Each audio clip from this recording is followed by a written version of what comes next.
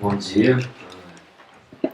Contente aí do ser nosso quinto simpósio, de ter bastante gente aí. Espero que vocês estejam aproveitando. Eu vou falar aqui um pouquinho, né, bem brevemente. Vou trazer esses dados aqui Vou contar uma história, né, um pouco do meu percurso e de como isso veio para o ambulatório. Essa é a primeira corte que a gente tem de alto risco para psicose no Brasil, uma corte que está chamando bastante atenção na literatura internacional, porque geralmente as publicações são feitas lá fora, né, sobre esse assunto. A gente não tem nada do gênero aqui. Eu vou falar um pouquinho por quê, né, porque a gente só tem publicações desse tipo lá fora. Então, vou trazer um pouco dessa experiência que a gente está tendo, né, desse projeto, que é um projeto que está correndo ainda.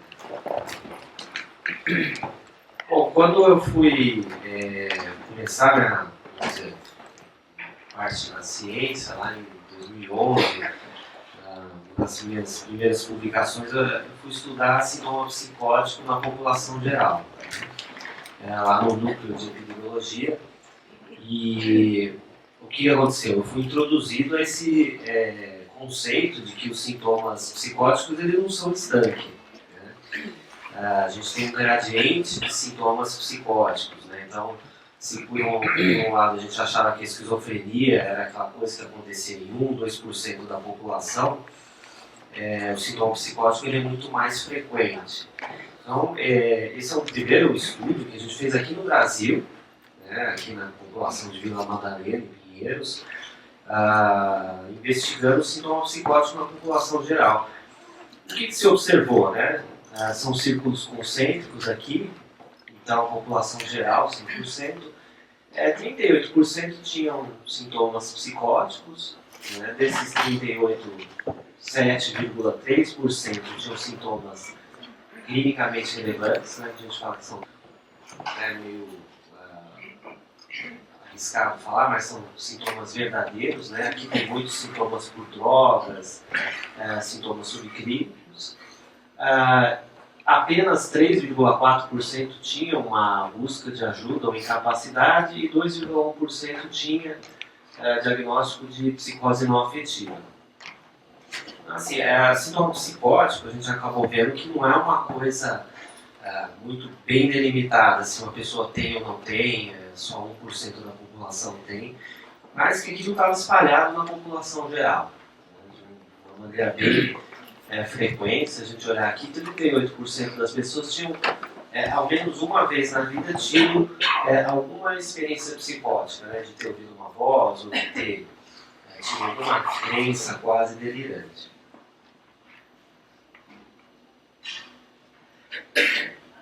Bom, e aí a gente foi repetir isso, né? A gente, para construir essa corte de alto risco para psicose, a gente foi repetir isso em 2016, 2017, só que com a população inteira de São Paulo.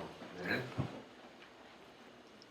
Porque assim, muito tem se falado do tratamento das psicoses, né? Acho que até as palestras ontem, o uso do canabidiol, né? Mas quando a gente chega com pacientes com esquizofrenia, é um caso muito grave. Né? Vamos dizer assim que boa parte da doença já aconteceu. Então a gente, assim, muito da pesquisa tem rumado para partes anteriores da doença. Né? Quando que vai acontecer a psicose, em que pessoas que ela vai ser desencadeada, por que vai ser desencadeada. Né?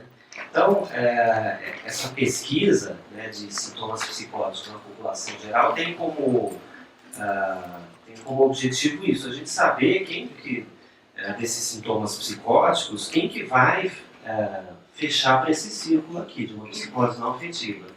Muitas pessoas têm esse tipo de sintoma, mas aqui não tem significação nenhuma para a vida delas, elas continuam tocando a vida. Né? E tem muitas até que têm sintomas, vamos dizer, clinicamente relevantes e não buscam ajuda. Então a questão é saber justamente quem que vai convergir para o centro desse círculo. Então, a pesquisa dessa sintomatologia na população tem esse objetivo. E a gente foi fazer isso em 2016, 2017 com esse estudo, né, para a gente construir essa corte de alto risco. A gente passou um questionário de triagem dessas pessoas, né, E a gente verificou, né, que tinha uma associação com classe social, com renda. Isso aqui é o total de pontos no questionário de screening, né? E a gente viu que não era uma coisa tudo ou nada, né? Não é que assim, tinha muitas pessoas que não tinham sintoma nenhum, de repente tinham um espaço aqui, um gap, e de repente a gente tinha outras pessoas que tinham bastante sintomas, né? É uma linha contínua, assim, é um degradê que a gente fala, um gradiente, né? Então, assim, não dá para a gente separar pessoas que não têm sintomas e pessoas que têm.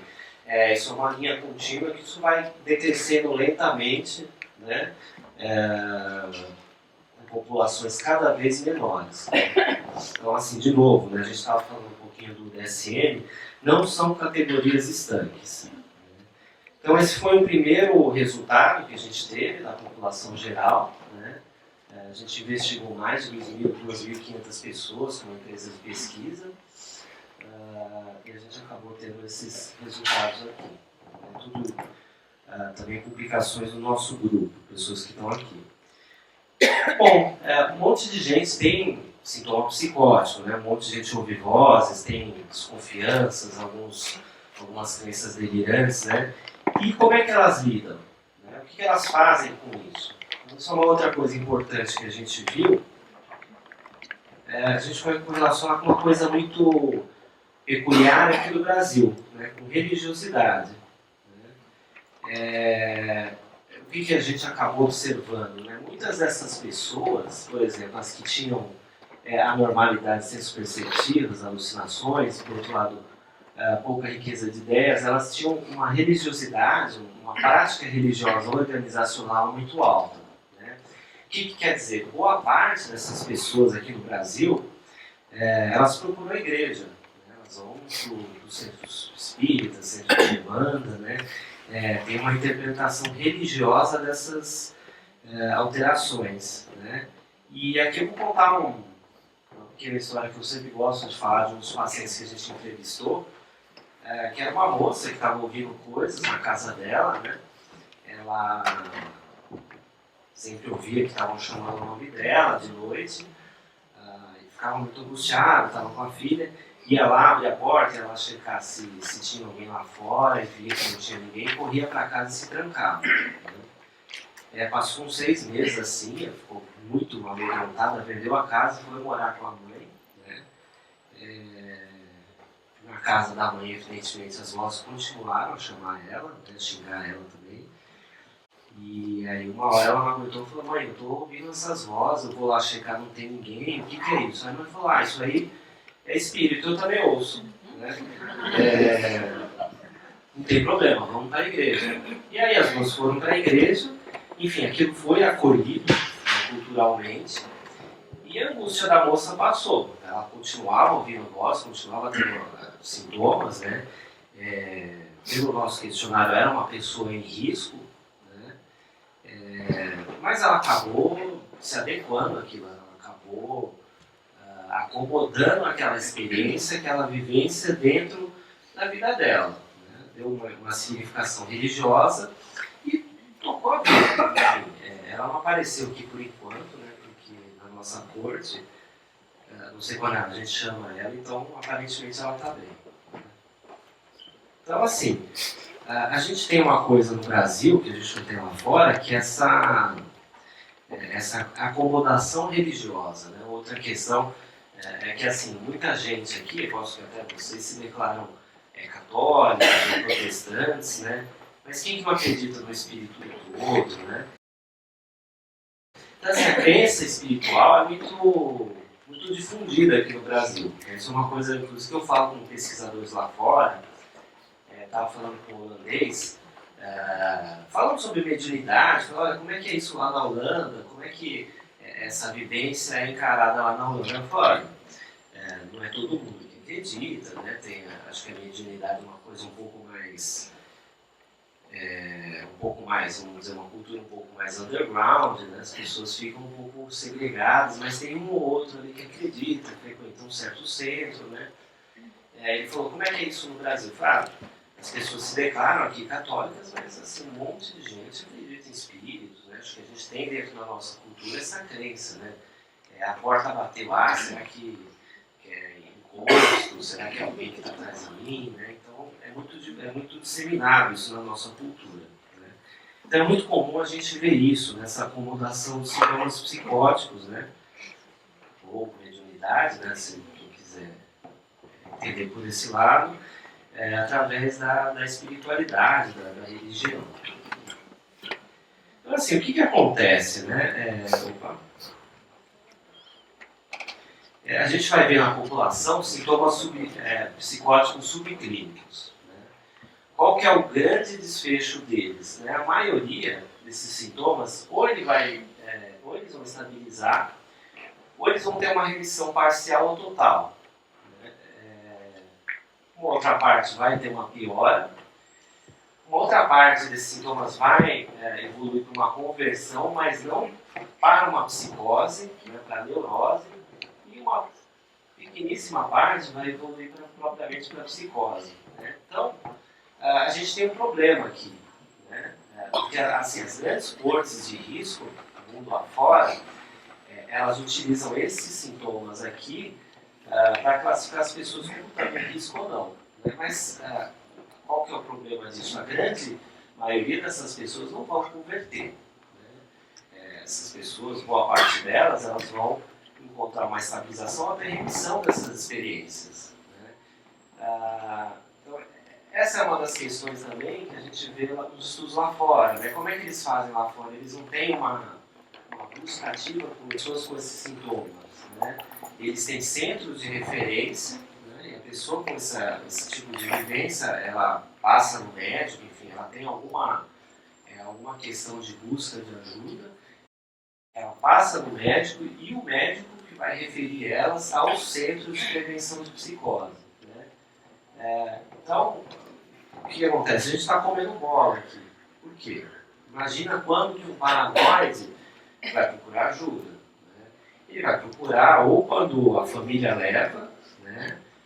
Ou quando a situação já está muito grave. Né? Então, o paranoide só vai, por esses métodos mais desenvolvidos, o paranoide só vai chegar para buscar ajuda quando a situação já estiver muito grave. Então, a gente vê isso aqui. A gente tem uma parcela de pessoas com sintomas clinicamente relevantes, mas que não buscam ajuda.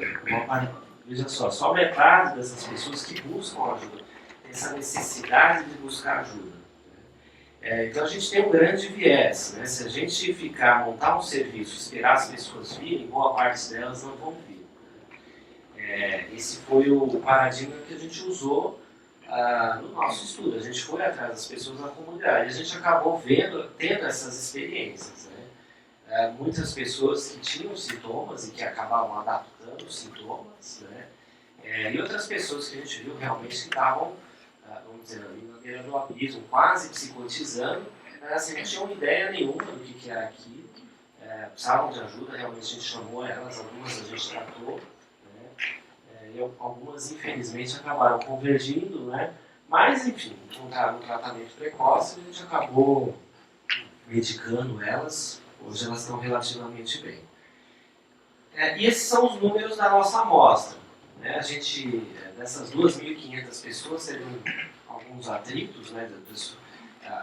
As pessoas que a gente chamou, a maioria, uma boa parte não conseguiu vir, mas a gente reuniu 98 pessoas em risco para psicose. Só para a gente ter uma ideia de número, né? Então, dessas 98, 47% só a gente conseguiu recontato, né? Depois de 2, 3 anos. O pessoal muda muito de telefone, às vezes a gente pede o número de contato, a pessoa dá um celular e liga de celular, hoje é descartável, né? A gente vai ligar, não consegue contato, a gente manda o Telegram, acho que a Amanda está aí, que nos deu uma boa mão nisso, né? As pessoas mudam, enfim, a gente só conseguiu chamar 50% das pessoas de volta. Né? O que aconteceu? Vejam só, grande parte, a maioria dessas pessoas, a gente avaliou, estavam lá, né? Ou com estabilização dos sintomas, ou tinham remitido, enfim, aquela experiência psicótica tinha passado. Né? 22% tinham tido uma piora da sintomatologia ou do estado geral, né? Eram pessoas que estavam ou um pouco mais deprimidas, ou um pouco mais ansiosas, um pouco nas psicóticas menos funcionais, né? 11% desenvolveram quadros neuróticos. Né? Quando a gente chamou, tinha pessoas que estavam de fato deprimidas, de fato ansiosas, a gente teve que inserir no nosso ambulatório e medicar. 4%, na verdade, 2 pessoas, a gente sabe bem quem elas são, convergiram para a psicose. Né? Uma a gente tratou no ambulatório e a outra, para nossa surpresa, ela já veio, falou, olha, eu já estou fazendo o segmento do CAPS, desde a última vez que eu estive aqui, falou, por que você não veio para cá? Eu não sabia, enfim, não me deu como, me atirou essa ideia e a pessoa convergiu, enfim, já estava tomando olanzapina, já estava fazendo tratamento. Né? Então, o que acontece? A gente tem uma taxa de conversão muito baixa. Né? 4%, vamos dizer assim, somando aqui com as conversões para a neurose, 4 a 11%, 15%, né, das pessoas desenvolveram realmente um transtorno psiquiátrico. Né? Então, como é que a gente faz? Né? A gente só tem esse jeito, por enquanto, de detectar a psicose. Né? O que vai predizer? Essa aqui é a pergunta de $1 milhão. Né? O que vai me dizer que a pessoa vai ficar bem, né, com aquela vivência psicótica? O que vai me dizer que ela vai ficar deprimida no futuro próximo ou que ela vai desenvolver um quadro psicótico clínico no futuro próximo? Né? Justamente é isso aqui que a literatura está atrás, isso aqui é o quente da literatura hoje em dia. Bom, então, o que a gente vai fazer com esses sintomas psicóticos na população? Se a gente pegar esse contingente todo aqui e medicar,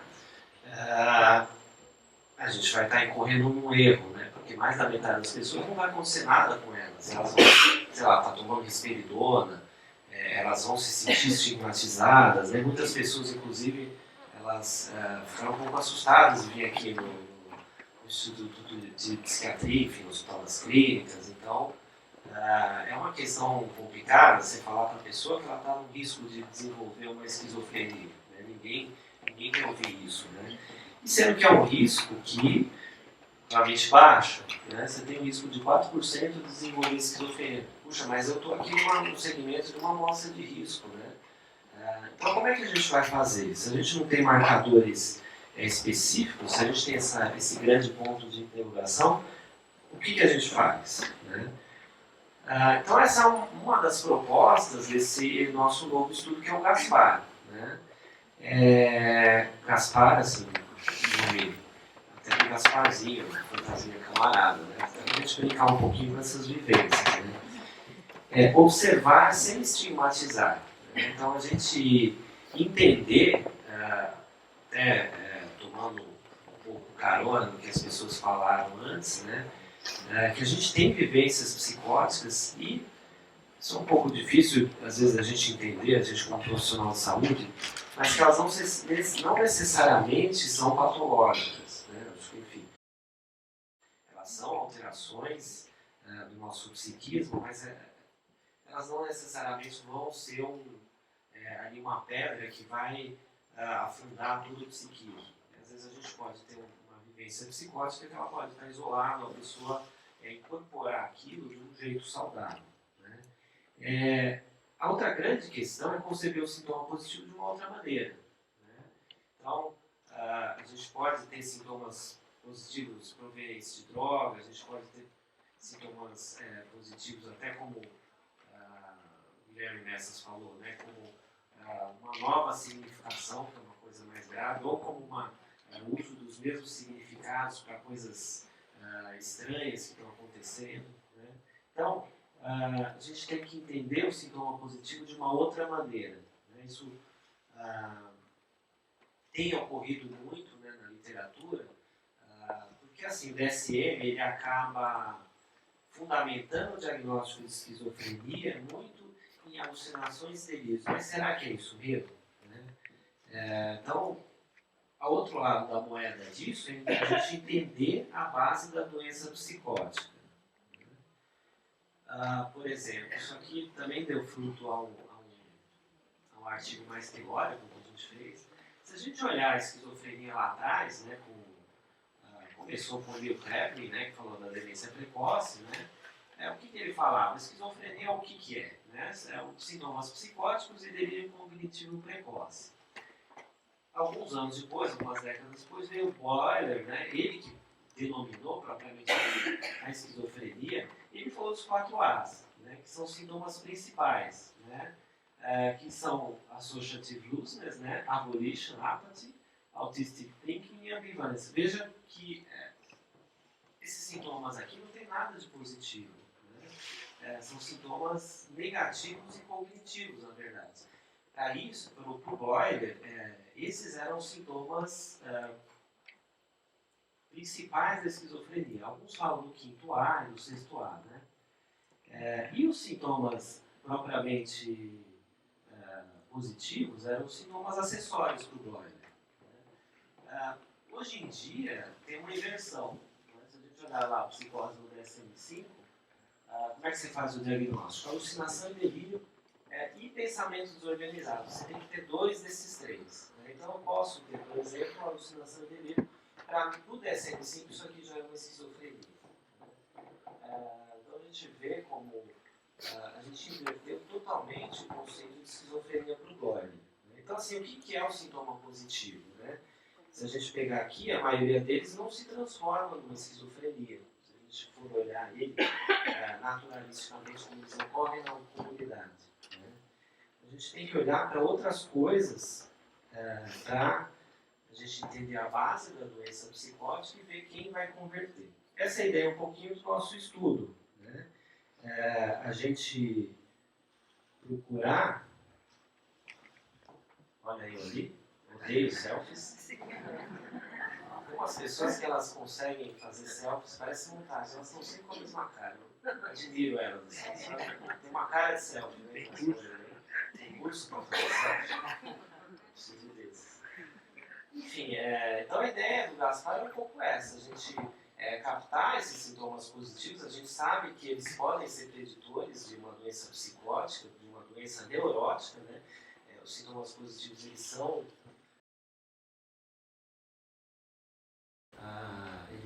inespecíficos, mas eles dão doença psiquiátrica muitas das vezes, né?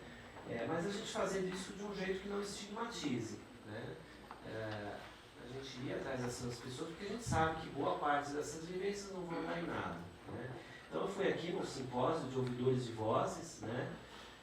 Muito interessante, pessoas saudáveis, inclusive são psiquiatras, foi lá que eu conversei com o senhor uma vez, né? Falava, olha, eu escuto vozes, enfim, né? Eu acho que isso é uma alteração do meu cérebro, mas minha vida é normal, eu converso com as pessoas. E essas pessoas se reúnem em simpósios, em congressos, enfim. Muito interessante a gente entender aí um pouco o outro lado, né? O que faz com que essas pessoas não convertam, né? O que faz com que elas convivam com sintomas psicóticos e levem suas vidas, né? Enfim, às vezes até sem remédio. Né? Outra questão do Gaspar, né? A gente abordar centros religiosos, né? Porque como a gente viu nos estudos, né, até na nossa publicação, essas pessoas muitas vezes vão buscar esses centros espíritas, esses centros de Umbanda. Tem muito paciente que a primeira busca de ajuda dele, o paciente com esquizofrenia mesmo, né, a primeira busca de ajuda dele foi em centros espíritas. Alguns centros falaram, né, tiveram esse discernimento, né, falaram, isso aqui não é mediunidade, isso aqui você precisa procurar um psiquiatra. Outros, infelizmente, absorveram. Essas pessoas falaram, isso aí é mediunidade, para de tomar o remédio. Então, uma outra ideia é a gente abordar esses grandes centros religiosos e procurar essas pessoas, enfim. Mas, de novo, sem a chancela da doença psiquiátrica, sem o estigma, porque a gente sabe que isso é uma das coisas que ajuda a converter. Né? Imagina aquela moça que eu contei. Se alguém falasse, se alguém, vamos dizer, colocasse um contingente afetivo ali e falar, isso é muito grave, que você está ouvindo, não sei o que, provavelmente ela ia ter um pior prognóstico do que se ela não tivesse a mãe que falasse, olha, isso aqui é espírito, né? Desse uma outra significação para aquela vivência dela. Então essa é um pouquinho a ideia do Gaspar. E esse é o site, né? Gaspar.ong.br. A gente procura por usar o mínimo de jargão, se é que tem, eu acho que não tem nenhum, jargão psiquiátrico possível, né? Até para a gente trazer essas pessoas, entender, né? Inclusive os ouvidores de voz, eu convidei alguns para virem para a gente entender como funciona a cognição, até marcadores biológicos, né? A Júlia vai falar um pouquinho da genética, né? Mas para a gente entender o que faz essas pessoas conviverem com essas alterações psicóticas sem que isso progrida, sem que isso tome conta do psiquismo dela, e a gente se entender pessoas que realmente estejam em risco, né? É um pouco a gente desfazer aquela grande interrogação que a gente tinha naquela árvore de evolução das vivências psicóticas na comunidade. Então essa é um pouquinho a ideia do nosso projeto, está andando, né? A gente tem pessoas bastante envolvidas, bastante competentes aí. Então era um pouquinho isso que eu queria falar para vocês. A Júlia vai trazer um pouco aí de dados de genética aí do nosso estudo. Obrigado.